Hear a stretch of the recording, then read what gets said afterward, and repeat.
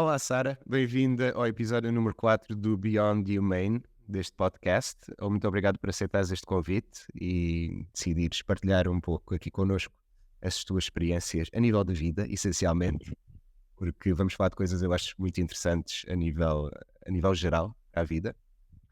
E eu queria saltar e meter-te diretamente na arena e com a grande questão de como é que nós podemos salvar o mundo. Ok, olá João, obrigada pelo convite. Acho que nunca te chamei João, João Miguel. Olá João Miguel. É estranho. Como salvar o mundo? É uma boa questão. Não sei se para salvar o mundo não temos que salvar as pessoas. Eu acho que nós temos tanto impacto neste mundo que ao fazermos um bocadinho um trabalho de dentro para fora, automaticamente vamos estar a contribuir para um mundo melhor.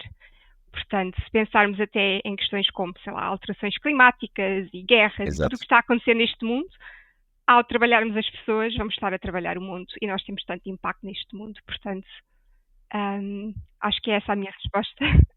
Eu acho que é uma boa resposta e acho que faz todo o sentido, tendo em conta que tu és psicóloga, portanto, tu claramente lidas com isso numa base diária e imagino que tenhas tido muitos desafios, principalmente porque tu trabalhas maioritariamente com crianças, Sim. certo?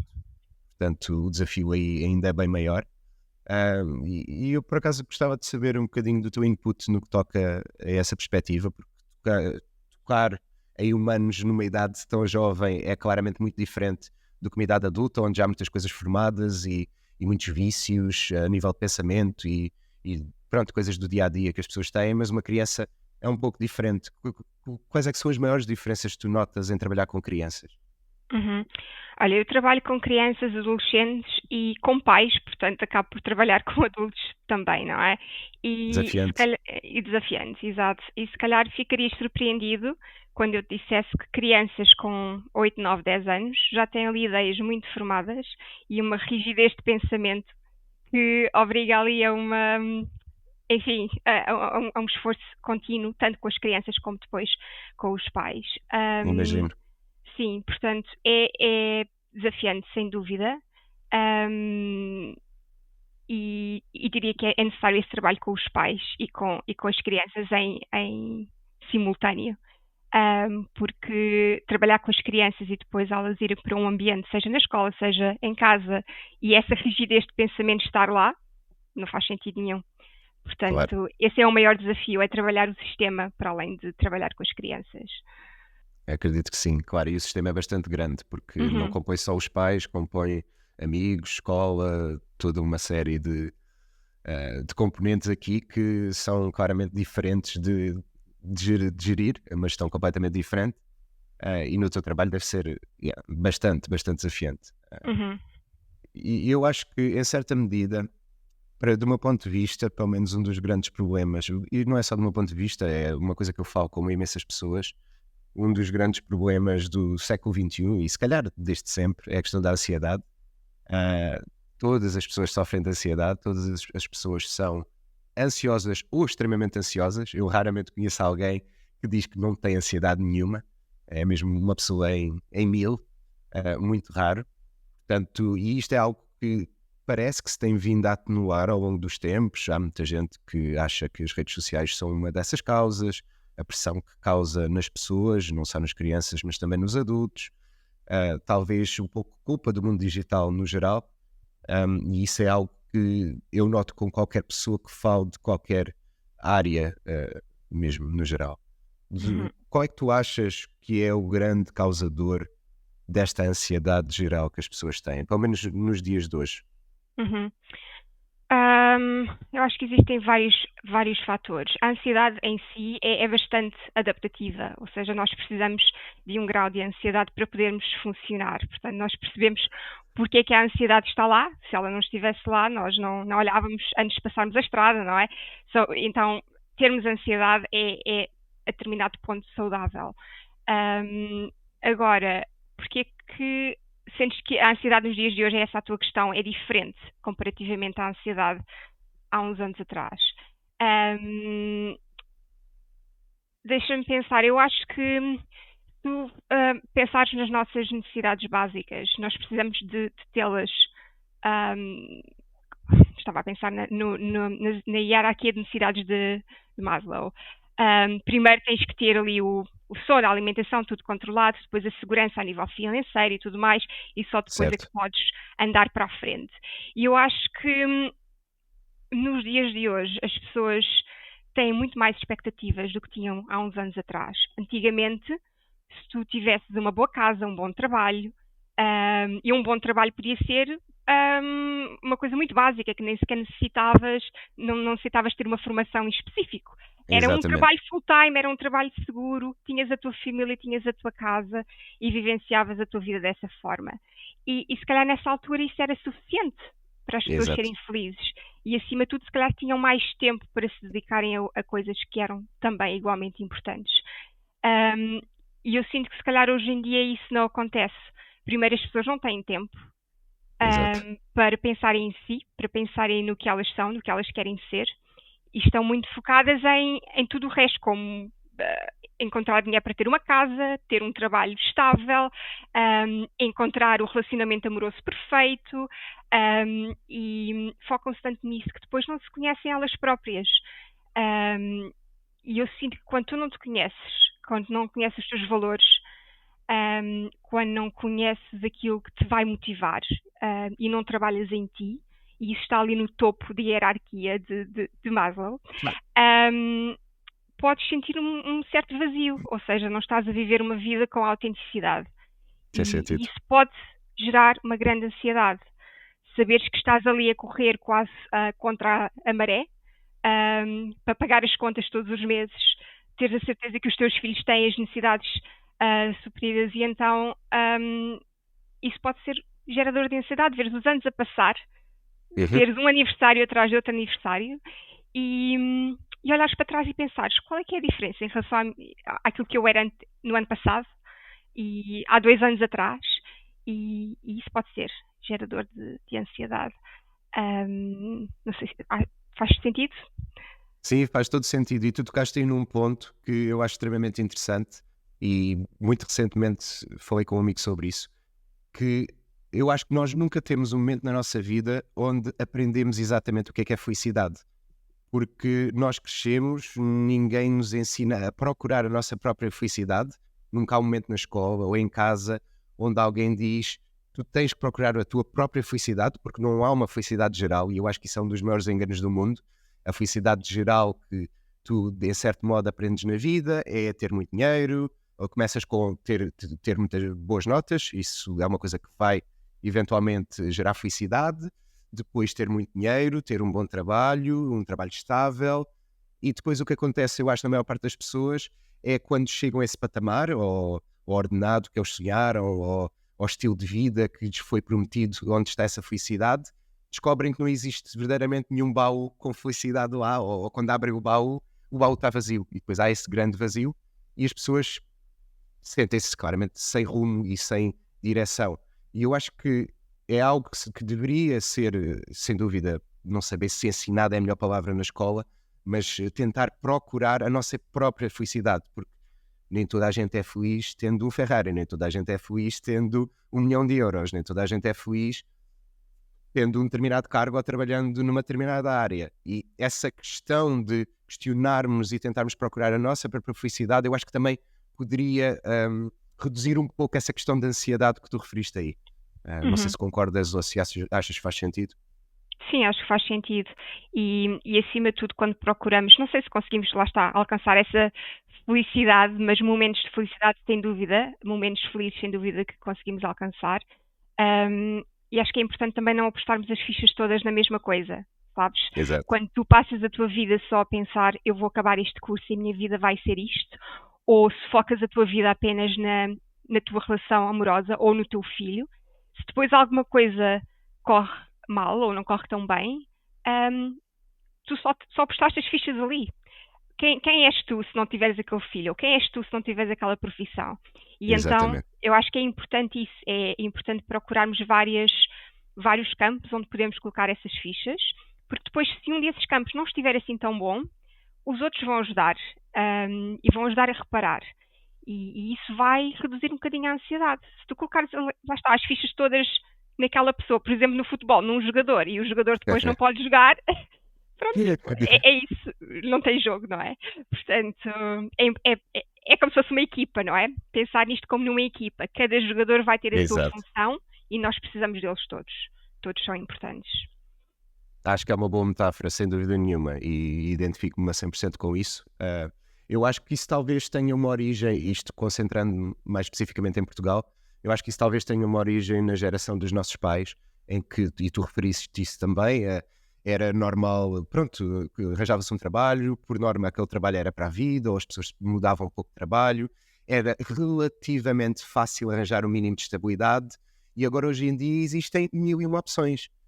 Porque, na verdade, e principalmente com a internet, hoje em dia qualquer pessoa quase consegue estudar qualquer coisa, aprender algo novo em pouco tempo, de forma rápida, em casa e ser um profissional dessa área. Portanto, há um mundo infinito de conhecimento que ninguém aprendeu a utilizar, porque não houve nenhum momento em que nos ensinassem realmente a gerir esta quantidade de informação e toda esta quantidade de hipóteses que nós temos agora na nossa vida. E eu acho que isso, pronto, está tudo interligado com a questão da ansiedade, interligado com a questão de meter as fichas todas numa coisa ou não. Há muita gente que ainda olha para os pais como exemplo e, ok, eu tenho de me dedicar à família, a minha família vai ser a minha coisa principal. Que eu não estou a dizer que seja correto ou incorreto, mas muitas vezes esquecem-se que existem mais coisas à volta, e quem diz família, diz trabalho, ou seja o que for, e depois pronto, chegam a um ponto em que pode haver um burnout, pode haver um momento em que perdem essa coisa e não têm nada, e se questionam, tal como tu disseste, do quem sou eu, e não sabem quem são, e aos 40 anos é mais difícil encontrares quem tu és, porque o mundo trabalha contra ti, e diz-te, estás velho, estás a envelhecer, já não tens as mesmas capacidades, não queremos uma pessoa velha, basicamente é essa a mensagem que o mundo transmite, que é obviamente uma mensagem errada. Exato. Sim, e tocaste aí num ponto também que eu acho importante, que é as escolhas. Antigamente não tínhamos tantas escolhas. E quando tu tens escolhas limitadas entre A, B ou C, se calhar a ansiedade não é assim tão grande. Tens de olhar para os prós e contras das três Exato. e escolher. Hoje em dia temos tanta informação, tanta escolha, que temos de filtrar e aceitar que não vamos aceder a essa informação toda.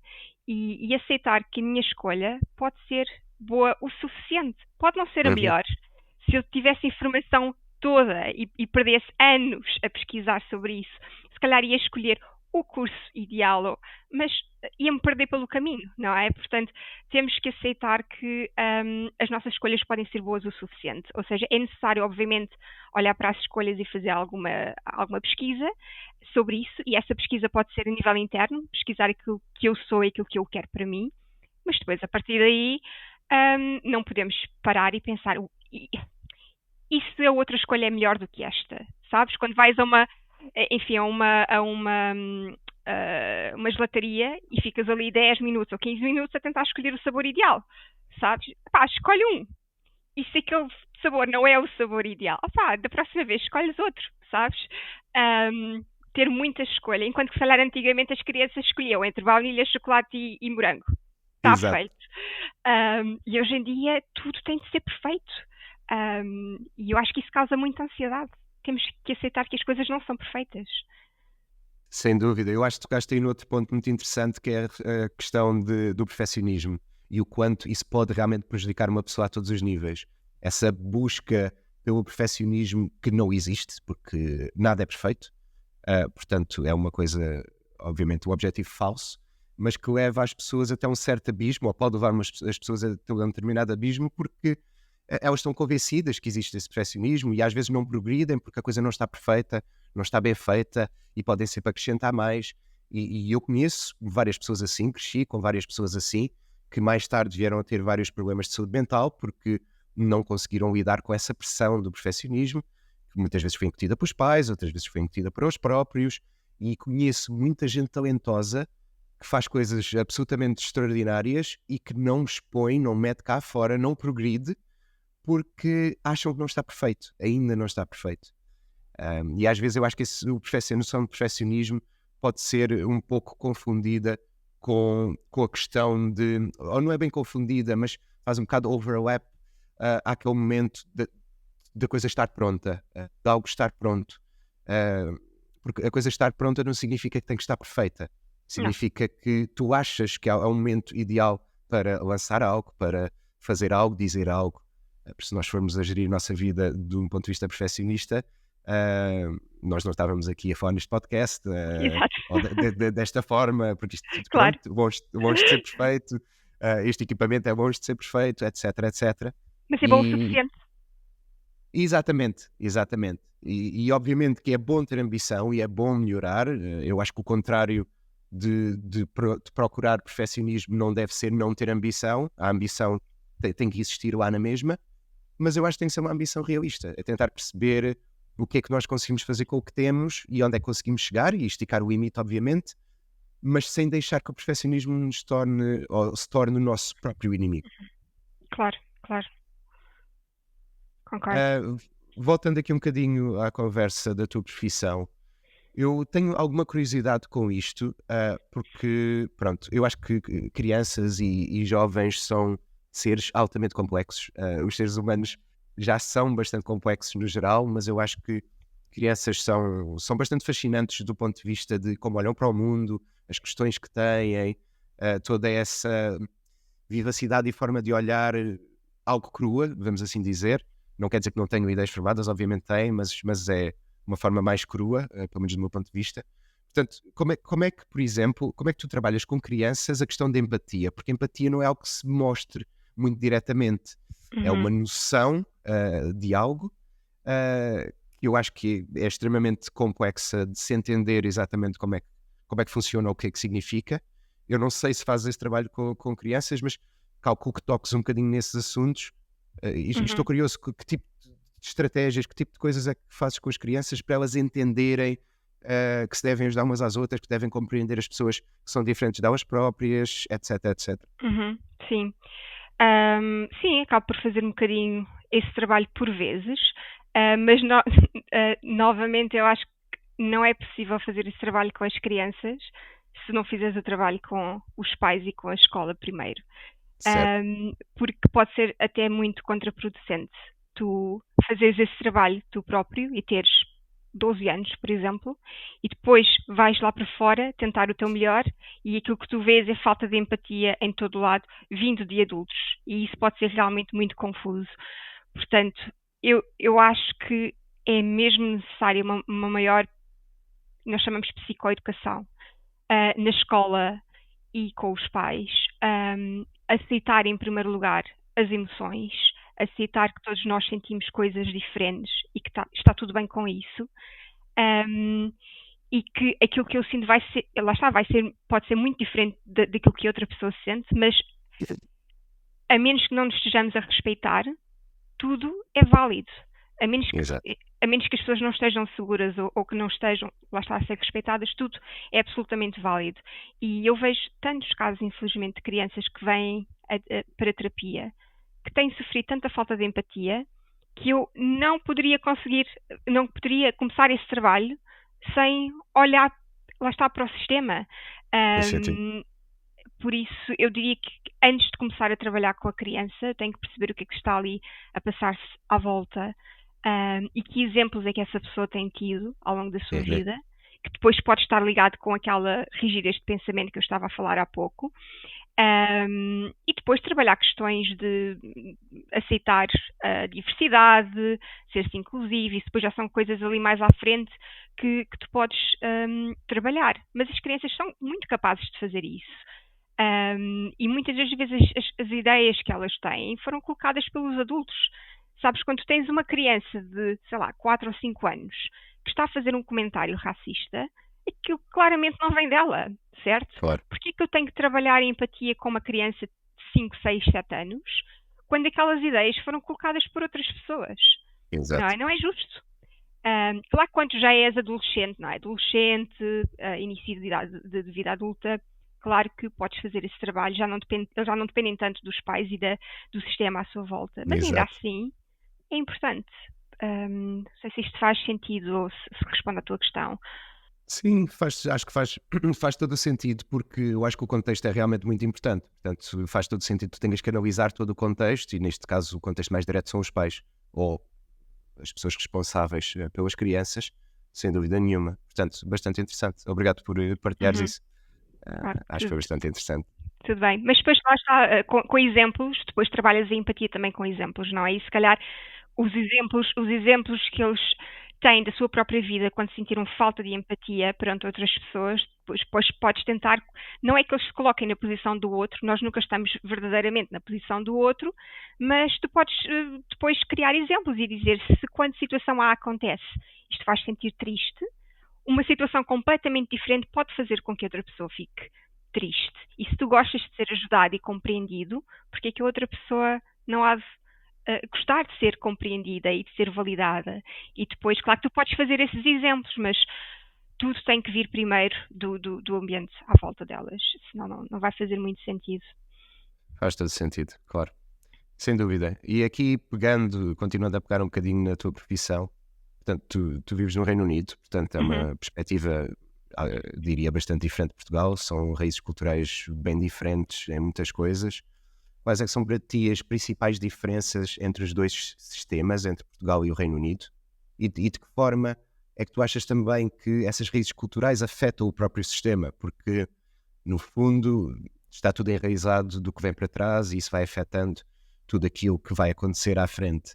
Portanto, eu Sim. acredito que, mesmo que o Reino Unido e Portugal sejam países europeus, com alguma modernidade de sistema, e que possam usar até sistemas idênticos, não sei se usam ou não, no que toca à saúde mental, têm sempre a raiz cultural por trás, porque no fundo isso é o que nós somos, é o que vem de trás. Portanto, quais é que são para ti as grandes diferenças que tu consegues assim identificar? Se é que tu identificas algumas diferenças, pode não haver nenhuma. Uhum. Eu acho que é curioso porque eu identifico muitas semelhanças. Apesar de sermos povos diferentes, e somos povos diferentes, acho que encontro aqui algumas semelhanças nos portugueses e nos ingleses, no que diz respeito a sentirem que não devem colocar cá para fora aquilo que sentem. E se calhar por motivos diferentes, se calhar em Portugal temos que dar mais foco a, enfim, se tens uma cama, se tens comida, isso é suficiente. É aquela mentalidade de lá está, se as tuas necessidades básicas estão a ser cumpridas, não vale a pena estás a estressar com coisas, não é? E portanto a saúde mental é colocada de lado. E os Exato. ingleses pode ter mais a ver com os próprios traços de personalidade, de não me vou expor, não vou expor aquilo que eu sinto. Se calhar não tem tanto a ver com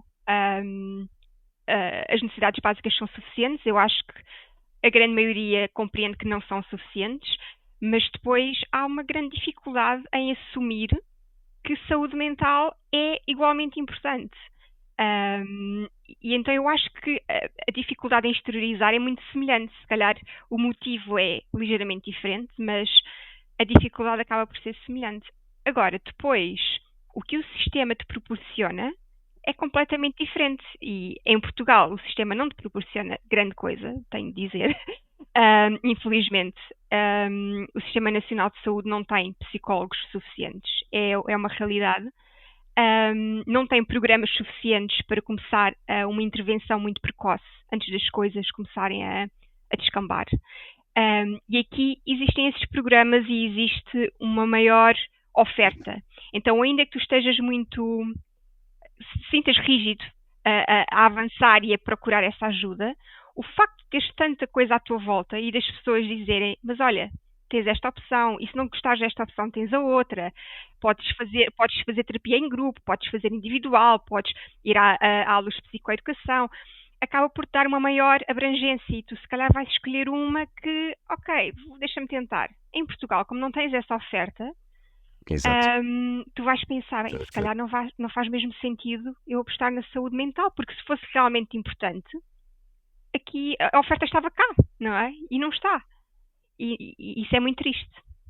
Não, exato. Eu fiquei chocado no outro dia quando um amigo meu médico me disse que não há apoio de saúde mental para os médicos.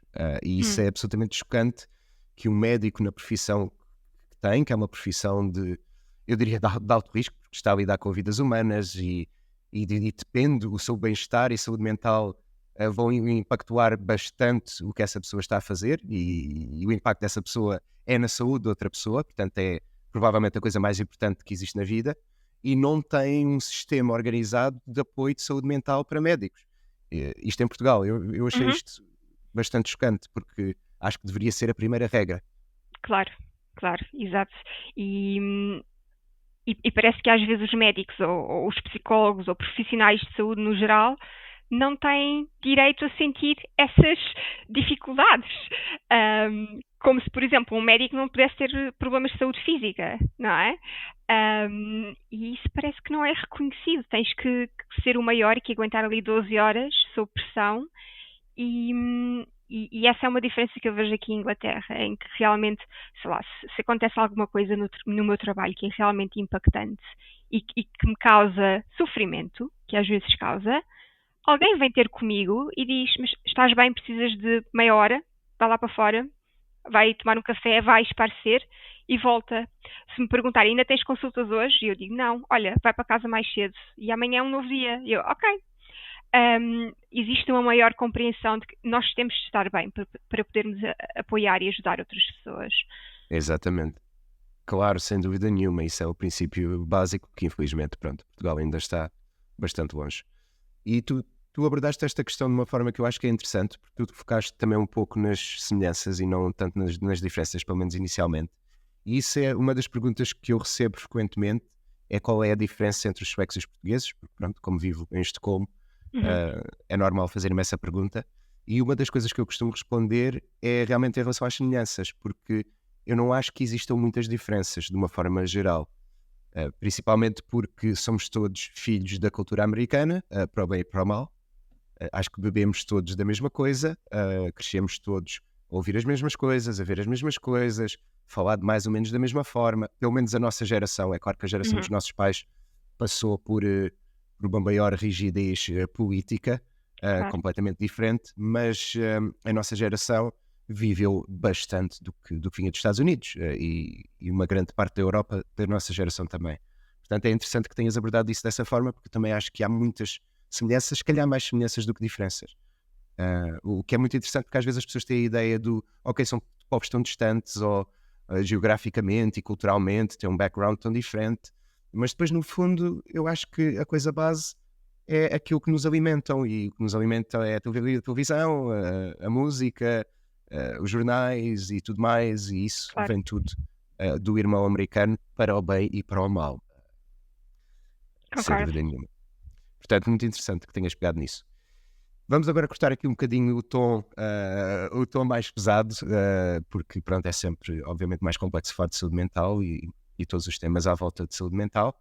E vamos aqui trazer um pouco de algumas curiosidades, partilhar aqui algumas curiosidades com quem nos está a ouvir e contigo, porque tu, na verdade, não sabes as curiosidades que eu tenho e eu também não sei o que é que tu trazes de curiosidades.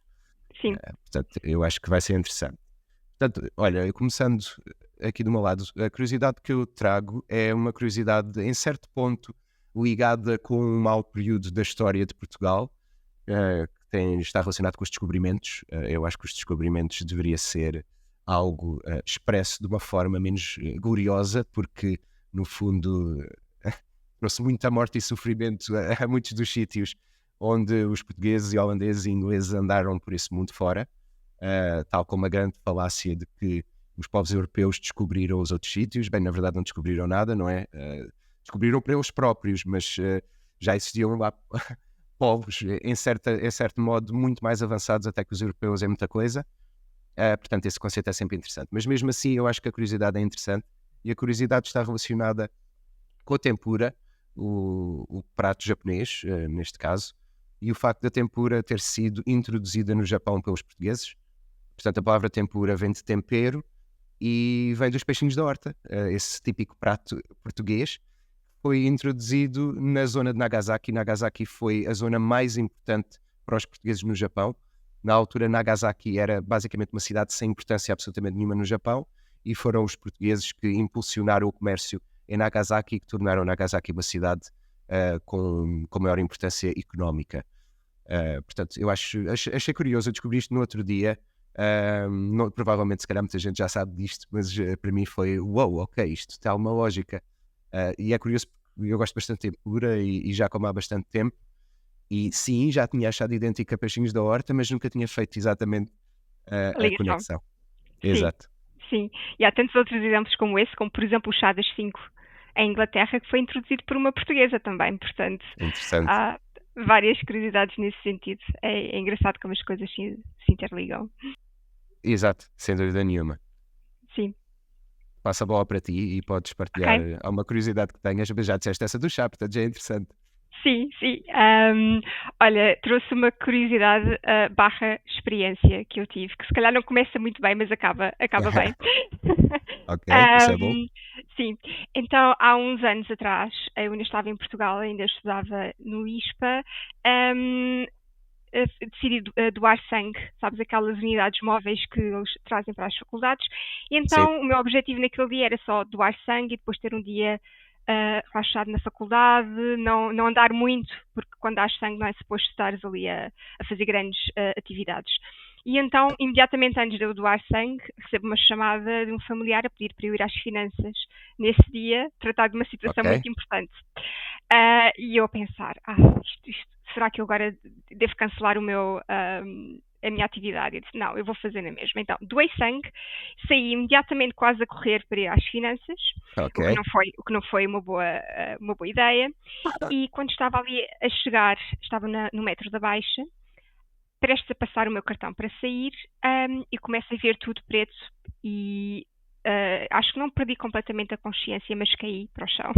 Ok. E estava ali, enfim, num momento um bocadinho aflitivo, não é? Não via nada, estava a sentir Claro. muito tonta, e sabes como é que é o metro da Baixa, cheio de pessoas, não é? Enfim, as pessoas passavam, eu estava deitada no chão com os olhos fechados e eu sentia a vibração das pessoas a passarem à tua volta, sabes? Sim, sim, sim.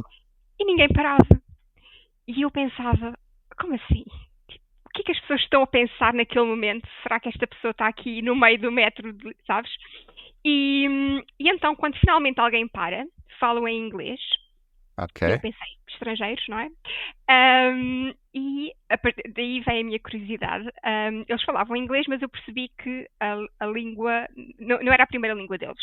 Tinham um sotaque diferente. E eles disseram que vinham de Itália. E eu pensei, isto não é um sotaque italiano, de certeza. E eu descobri que no norte da Itália existe uma província onde se fala maioritariamente alemão.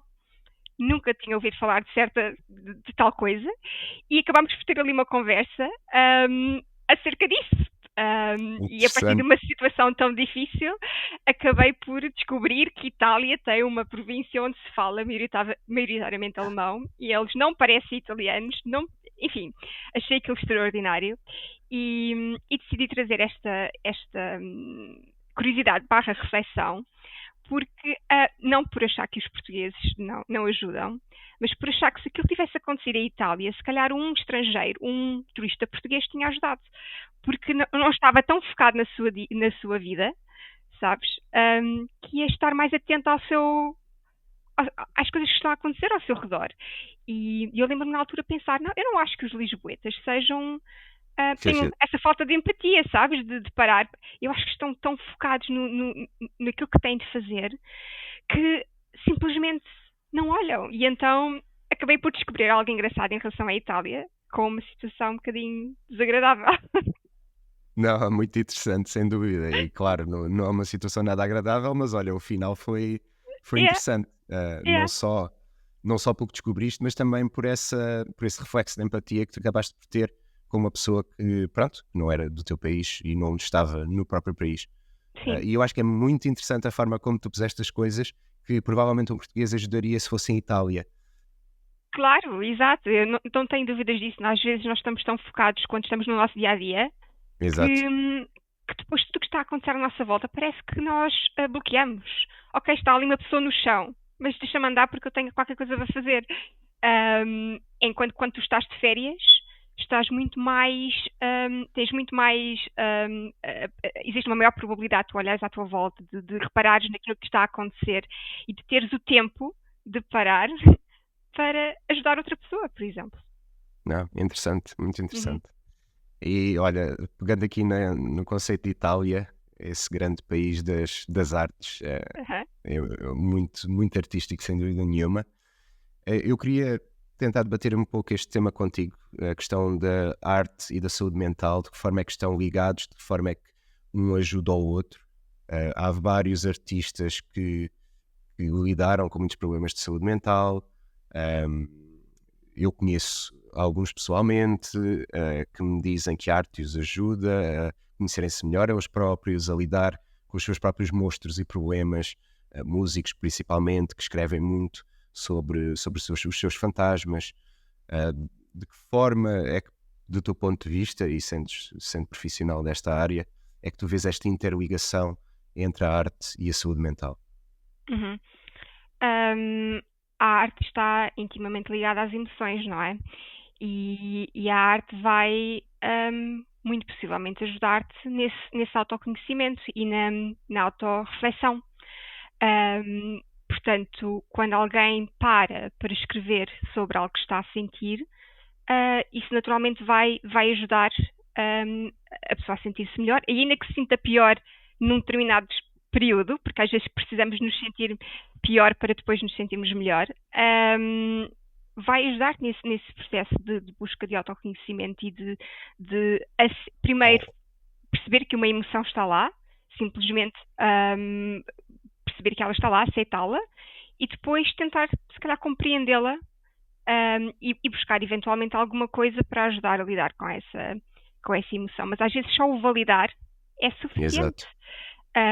E sem dúvida que ajuda. Isto, se calhar, mais na pessoa que está, não só na pessoa que está a criar arte, mas depois na pessoa que está a consumir a arte também. Quando tu lês algo que outra pessoa escreveu, podes realmente associar aquilo às tuas próprias experiências e ajudar-te no teu próprio autoconhecimento. Um, e depois, quando tu consomes arte, tem tudo a ver com, sabes, a libertação de neurotransmissores, falando aqui de uma forma mais científica. Um, Enfim, vai-te ajudar, a libertar serotonina, dopamina, a melhorar, a aumentar a tua sensação de bem-estar. E enfim, isso está tudo interligado com a saúde mental, não é? Ahm, não sei se isto responde à tua questão, mas acho que tem tudo a ver. E daí haver arte-terapia também. Não sei se já ouviste falar, mas. Sim, exato. Bastante interessante. E eu acho que era algo que muita gente deveria explorar. Uhum, Aliás, isso está um bocado ligado com o próximo tópico que eu tenho aqui, que, pronto, que é esta ideia de que a arte é exclusiva aos artistas, que é um conceito que eu acho bastante interessante e uma das maiores afirmações que eu acho que são falsas, que nos dizem no nosso crescimento, porque eu não sei como é que foi a tua experiência, mas a minha experiência enquanto criança a crescer em Portugal sempre foi: se a criança tivesse jeito para desenhar, a criança era artista. Se a criança não tivesse jeito natural para desenhar, não era artista, já não podia ir para artes, estava completamente excluída. Aliás, eu próprio passei por isso, porque nunca tive propriamente um grande jeito natural para desenho ou para desenhar, seja o que fosse, e fui bastante posto de parte por uma professora que tive no ensino básico, em que excluía todos os alunos que não tinham o mínimo jeito natural para o desenho, punha-os completamente de parte, ignorava-os durante as aulas e focava-se só nos alunos que tinham esse jeito natural. E tu aí automaticamente, a primeira coisa que diz é: ok, não podes ir para artes, portanto isso está excluído, ir para artes no secundário não faz sentido nenhum se tu não sabes desenhar. E a partir daí está a porta fechada para muitas outras coisas que estão relacionadas com as artes. Porque certo. é verdade que o nosso ensino não é muito focado em artes, nós aprendemos a tocar flauta, esse tal instrumento que toda a gente questiona a sua utilidade. Sim, Aprendemos a tocar flauta e aprendemos a desenhar, e depois há quem tenha também alguns trabalhos mais manuais. Mas basicamente é isto, e é tudo muito limitado. E o espectro da arte vai muito mais além. A poesia é arte, portanto, logo aí está de parte. Filmar é arte, e isso no geral é algo que também não se pratica, ou pelo menos no meu tempo não se praticava, e duvido que hoje em dia também se pratique. Portanto, logo aí automaticamente está tudo muito excluído, todas as pessoas, 90% das pessoas estão excluídas de seguir pelo caminho das artes. Uhum. Ahm, mas pronto, do meu ponto de vista e da minha experiência é absolutamente ridículo. Eu acho que a arte deveria ser algo que deveria ser ensinado a toda a gente e as pessoas deviam tentar procurar, ou devia ser ensinado a procurar a sua própria arte. Porque eu acredito que toda a gente tem algo artístico para trazer a este mundo. Se calhar de uma forma diferente, se calhar não tão óbvio, não tão visual, mas toda a gente tem algo dentro de si que pode ser explorado a nível artístico, mas na verdade quase ninguém o faz. Não sei como é que foi a tua experiência, não sei se foi diferente disto ou não, e não sei se concordas com o que eu estou aqui a dizer.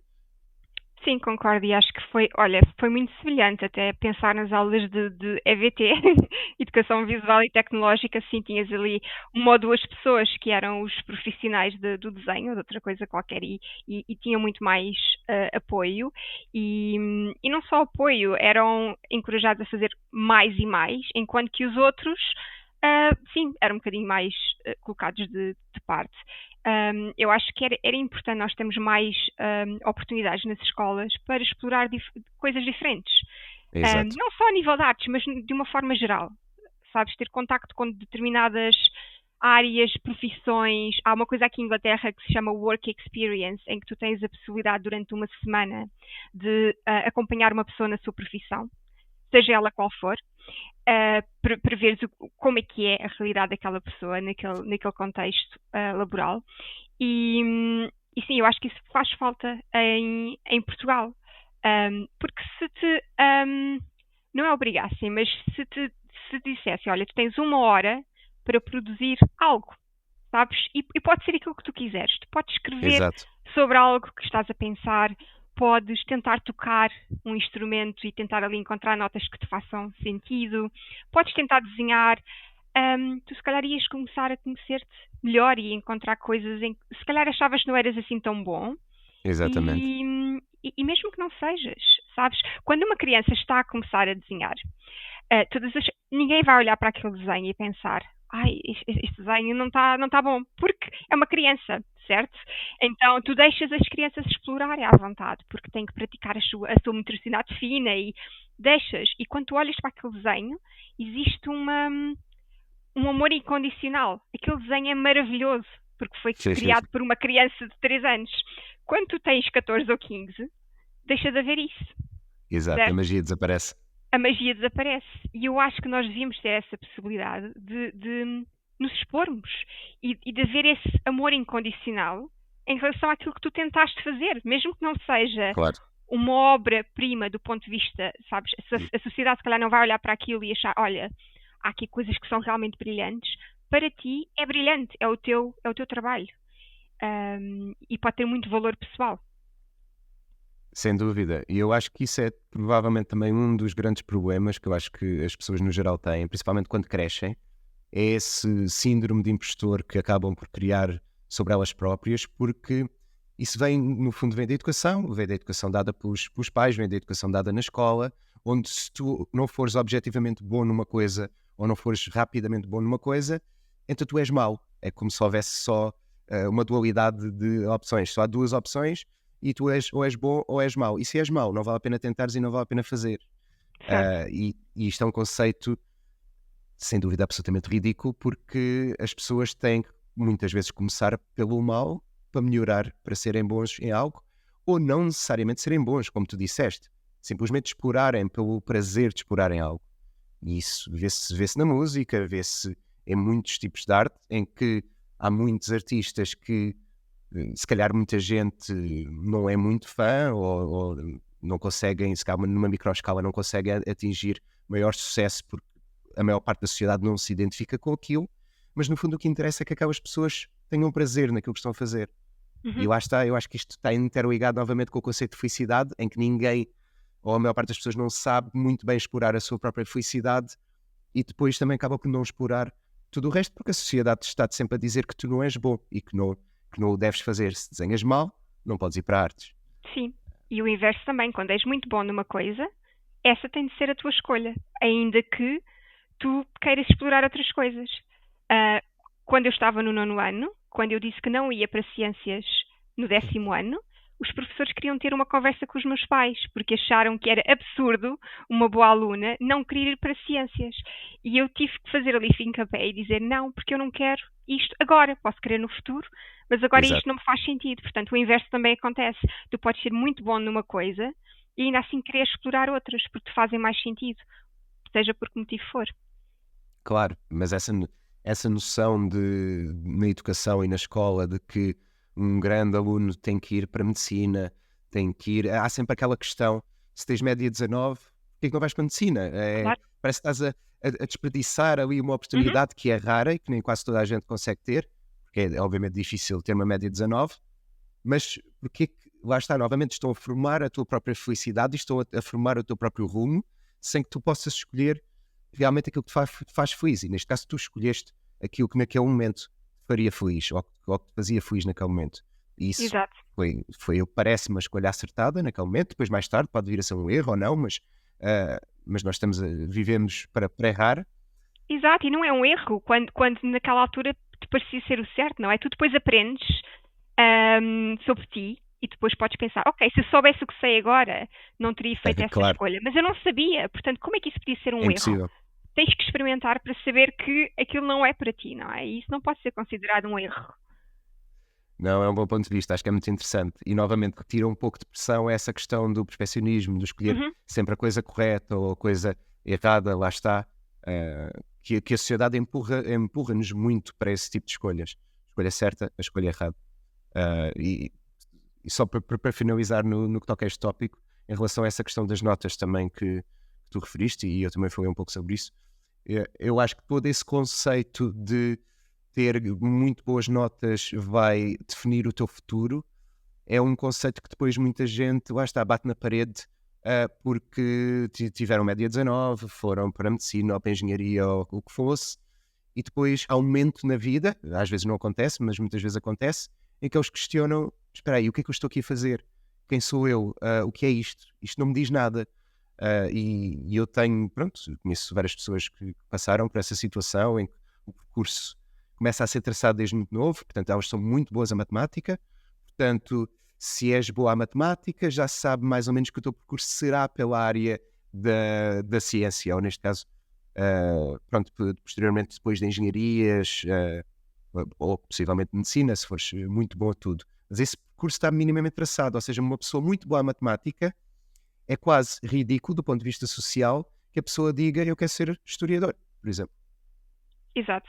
O que é que uma coisa tem a ver com a outra? Não, tens de explorar aquilo em que és bom, não é? E nós devíamos querer explorar aquilo que nos faz realmente sentido, não é? Que tem a ver com aquilo que nós somos e os Ah, nossos valores. E esses próprios valores e as coisas que nos fazem sentido vão mudando ao longo do tempo.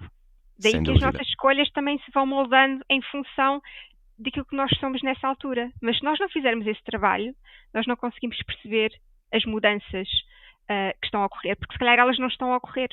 Estamos meio que estagnados e isso, claro que não é bom para a saúde mental, não é? Como é lógico. Não, acredito que não. E eu acho que mesmo a questão da criatividade, por exemplo, eu acho que deveria haver um tempo, esse tempo para criar, que tu também disseste, deveria haver um tempo na escola de criatividade, porque criatividade não é simplesmente eu conseguir fazer um desenho fora dos conceitos gerais do que é um desenho. Criatividade é também tu seres capaz, numa argumentação ou num discurso com outra pessoa, tu teres técnicas diferentes de persuasão ou de ires ao teu objetivo. Isto é criatividade. Sair à rua e escolher o melhor caminho para chegares ao teu ponto final de viagem, isto é criatividade também, em certo ponto. Ou pode ser criatividade. Uhum. Tu criares, lá está, alternativas à norma, tudo isso é criatividade. E eu acho que isso é outro conceito que nos é ensinado de uma forma completamente errada, em que criatividade está 100% ligada às artes e está 100% ligado ao conceito de mostrar algo, ser diferente, ser capaz de criar algo minimamente diferente. Quando o conceito de criatividade, do meu ponto de vista e de experiência, pode ter a ver com simplesmente a forma como eu meto, não sei, algo a funcionar, como eu consigo trabalhar com uma determinada ferramenta, como eu falo com alguém. Isso pode mostrar criatividade. E a criatividade eu acho que devia ser mais fomentada, principalmente logo desde criança, porque vai-te dar, eu acho, ferramentas muito necessárias para a vida adulta. Sim, sim, concordo.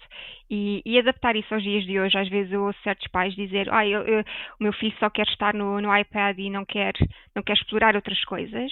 E se calhar vamos ter de adaptar também um bocadinho aos dias de hoje. Se calhar se o miúdo vê os amigos todos a fazer o mesmo, se calhar ele também vai querer usar o iPad, mas mesmo dentro do Claro, iPad tu podes explorar a tua criatividade.